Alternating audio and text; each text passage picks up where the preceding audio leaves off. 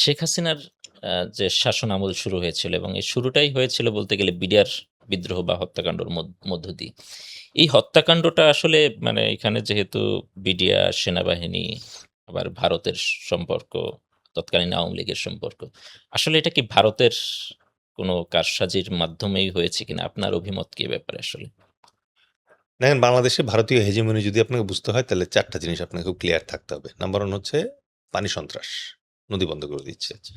Number 2 যেটা সেটা হচ্ছে আপনার সীমান্তে হত্যা। নাম্বার 3 হচ্ছে যখন মানে যার পছন্দ হবে তখন তাকে পুশিং করবে বাংলাদেশের ভেতরে। আর ৪ নাম্বার হচ্ছে বাংলাদেশের পলিটিক্সে হাত দেওয়া। বাংলাদেশের যেকোনো পলিটিক্যাল ডেভেলপমেন্টে কিন্তু ইন্ডিয়ার হাত আছে। ঠিক আছে? শান্তি বাহিনী কার টাকায় মানে অস্ত্র কিনছে? ইন্ডিয়ার টাকায়। শান্তি বাহিনীকে ট্রেনিং কে দিছে? ইন্ডিয়ানরা ট্রেনিং দিছে। শান্তি বাহিনী অপারেশন শেষ করে বাংলাদেশে কোথায় গিয়ে আশ্রয় নিত? ইন্ডিয়াতে গিয়ে আশ্রয় নিত। সুতরাং এটা তো প্রকাশ এবং প্রকাশ্য যে ইন্ডিয়ার ইনভলভমেন্ট আছে। বড়বাড়িতে এবং পদুয়াতে বিডিআর এর কাছে যখন ইন্ডিয়ান বিএসএফ বড় রকমের মার খেলো, তখন তাদের সংসদেই তারা তাদের এমপিরা বলছিল যে এটার প্রতিশোধ আমরা নিব। এবং এটার প্রতিশোধ কি? প্রতিশোধ একটাই। মার খাইছে কার কাছে? বিজিবির কাছে। বিজিবির কাছে মানে তদানীন্তন বিডিআর এর কাছে।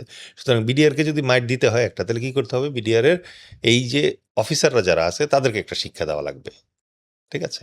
সো এইটার পেছনে যে তাদের ইন্ধন এবং পরিকল্পনা থাকতে পারে, এটা গাণিতিকভাবে অসম্ভব বলে মনে হয় না। ঠিক আছে?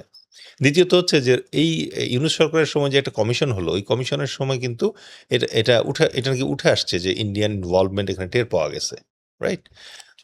আর ইন্ডিয়ান ইনভলভমেন্ট তো আসলে সব জায়গায়ই ওরকম টের পাওয়া যায় যে বাংলাদেশে যখন কিছু হয় তখন মানে ইন্ডিয়াতে হেলিকপ্টার রেডি হয়ে যায়, ইন্ডিয়াতে মানে ফোর্স রেডি হয়ে যায়, এরকম একটা ব্যাপার সবসময় জানা যায়। তো সুতরাং এই ঘটনায় ইন্ডিয়ানদের ইনভলভমেন্টের ব্যাপারে কমিশন যেহেতু বলছে, তাহলে তো আর সন্দেহের কিছু নাই।